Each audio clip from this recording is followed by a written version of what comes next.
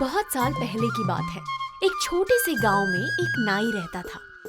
उस नाई के घर पर उसकी बीवी और उसका एक बेटा रहता था। नाई के मन में बिल्कुल शांति नहीं थी, क्योंकि उसका बेटा दीनानाथ जो कि 20 साल का था, लेकिन वो नाई का काम सीखना ही नहीं चाहता था। लेकिन उसके पास एक बहुत अच्छा हुनर था और वो दिनू, हाँ दिनू, उठ जा, अभी तेरा पिताजी आ जाएंगे घर पे। जल्दी उठ, उठ ना दिनू। माँ, पिताजी इतनी जल्दी नहीं आएंगे, वो अभी भी बाल काट रहे हैं। मुझे कैंचे की आवाज आ रही है। आप बिल्कुल चिंता मत करिए, मुझे थोड़ी देर और सोने दो ना। ओह, एक बात भी इसको सुनाई नहीं देती है। एक काम कर, जब तेरे पिताजी इस दुकान से निकलेंगे ना, तब तू मुझे आवाज दे देना, तब मैं खाना बनाना शुरू कर दूंगी, ठीक है?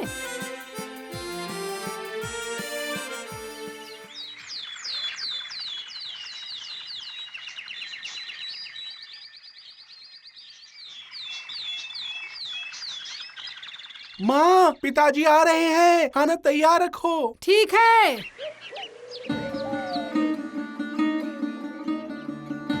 अच्छा महाराज, अभी भी बिस्तर पर पड़े हो?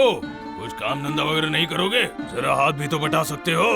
आके मेरे साथ काम भी तो सीख सकते हो। काम? और वो भी बाल काटना? ये मैं हरगिज नहीं करूँगा। मैं दूर दूर की आवाजें सुन सकता हूँ, ये क्षमता है मेरे पास। बाल काटने से भी बड़ा काम करूँगा मैं एक दिन। तो फिर क्या करेगा बताओ जरा। मैं राजा जी के पास जाऊंगा और राजकुमारी से शादी करूंगा और उनका राज्य मैं चलाऊंगा। इतने बड़े बड़े ख्वाब मत देख। अगर सच में कुछ करना है तो घर से बाहर निकल और देख जरा, आम का न काज का, दुश्मन अनाज का। हैं? इतनी सी बात के लिए आपने मुझे खरी खोटी सुनाई। माँ, मैं आज ही घर छोड़ के चला जाऊंगा। इतनी खरी खोटी सुनने के बाद मैं यहाँ नहीं रहूंगा। दिनू, दिनू बेटा, सुन मेरी बात। कहाँ जा रहा है तू बेटा? मत जा बेटा। दिनू,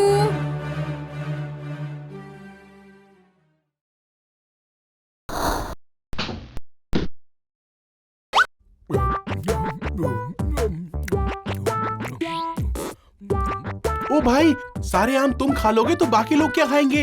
इतना सारा आम खाना बंद करो, इतने मत खाओ। तुम कौन हो? मेरा नाम कानू है। मैं जितना भी खाऊं मेरा पेट भरता ही नहीं है, इसलिए मैं खाते रहता हूँ। ये तुम क्या बोल रहे हो? हाँ तो आज तक मेरा पेट कभी भरा ही नहीं, इसलिए मेरे पिताजी ने मुझे घर से निकाल दिया है। उससे अच्छा है कि तुम मेरे साथ राजमहल चलो। राजमहल? हाँ, राजमहल। राजमहल पहुँचेंगे ना तो वहाँ पर खाने पीने की कोई भी कमी नहीं रहेगी। चलो चलो चलो, अब मेरे साथ चलो। हाँ ठीक है, चलो चलो राजमहल चलते हैं। अरे वाह, तुम्हारे पास तो बहुत अच्छा गुण है। देखना, राजा जी राजकुमारी का विवाह तुमसे कराएंगे। दोस्त, तुमने कोई आवाज सुनी? पता नहीं यहाँ पर कौन जोर जोर से खराटे मार के सो रहा है। हाँ, बहुत दूर से आवाज आ रही है। चलो जाके देखते हैं, पता नहीं कौन सो रहा है।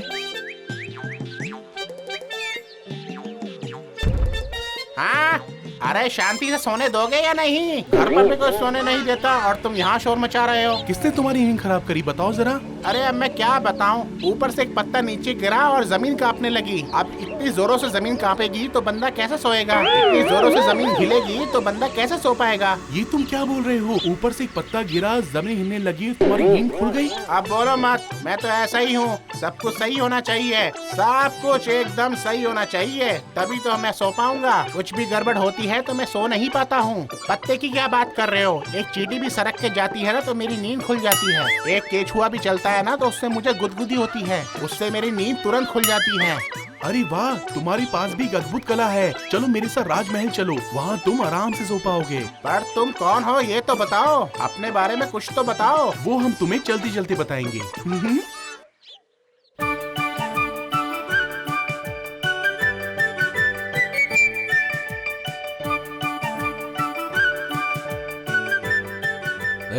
तुम लोग कौन हो?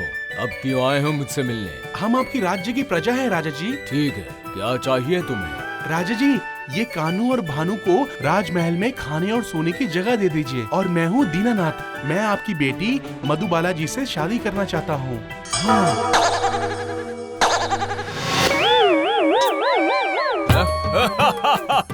शादी? हाँ, राजकन्या से शादी? हाँ?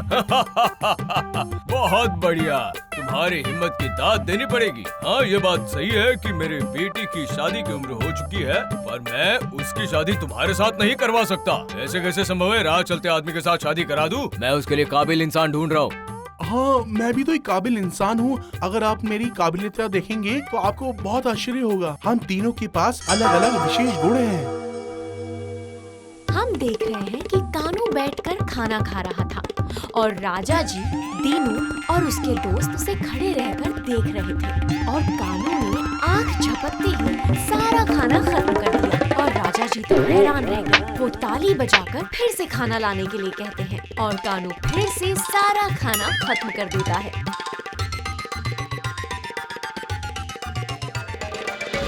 हमारे सेवकों ने बहुत अच्छे से साफ करके बिस्तर बनाया है।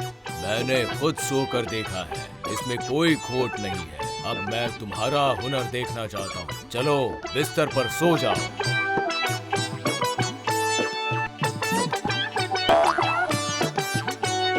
क्या हुआ? क्यों उठ गए?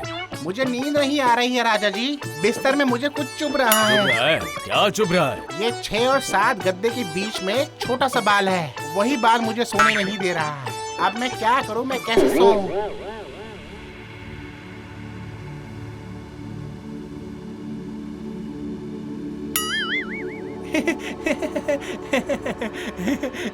देखा राजा जी भानु का कमाल। अब मेरी बारी है। नहीं नहीं नहीं नहीं नहीं, तुम्हें और हुनर दिखाने की कोई जरूरत नहीं है। तुम अब घर जा सकते हो। घर पर शर्त के हिसाब से तो मुझे। अरे शर्त की बात मत सुनाओ मुझे। मैं यहाँ का राजा हूँ। कोई भी शर्त मेरे लिए मायने नहीं रखती। पर आप राजकुमारी का रिश्ता मेरे से नहीं करना चाहते? ठीक है।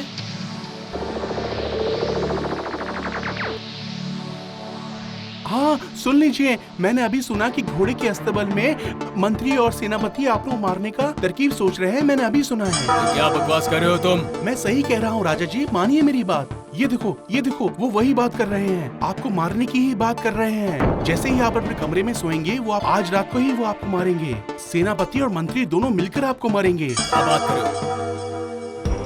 देर रात हो जाती है। राजा के शयन कक्ष के बाहर मंत्री और सेनापति आकर खड़े हो जाते हैं। वो धीरे से राजा के शयन कक्ष का दरवाजा खोलते हैं और देखते हैं कि बिस्तर पर एक चादर के नीचे कोई सोया हुआ है। वो दोनों बिस्तर के पास पहुंचते हैं। मंत्री सेनापति को इशारा करता है और सेनापति जोर-जोर से उसे तलवारों के वार से मारने लगता है। और मंत्री तब कहता है, आज से मैं इस राज्य का राजा हूँ। और मैं मंत्री हूँ, मंत्री। छोड़ो मुझे। क्यों मुझे पकड़ा है? छोड़ो, मैं आज से नया राजा हूँ। राजा जी, आपने हमें बेवकूफ बनाया। छोड़ दीजिए महाराज, गलती हो गई हमसे। हमारे साथ दगाबाजी। जाओ, इन्हें काल कोठरी में बंद कर दो। इनकी व्यवस्था मैं बाद में करता हूँ। ले जाओ इन्हें। दीनानाथ, मैंने तुम्हें गलत समझा था। तुम न होते तो आज मैं जान से हाथ धो बैठता और इस राज्य का सर्वनाश हो जाता।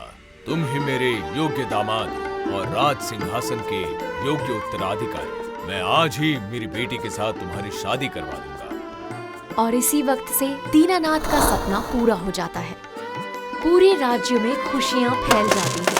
सारे नगर के लोग खुशियां मनाते हैं। आतिशबाजियां होती हैं, ढोल नगाड़े और शहनाइयां बजती हैं।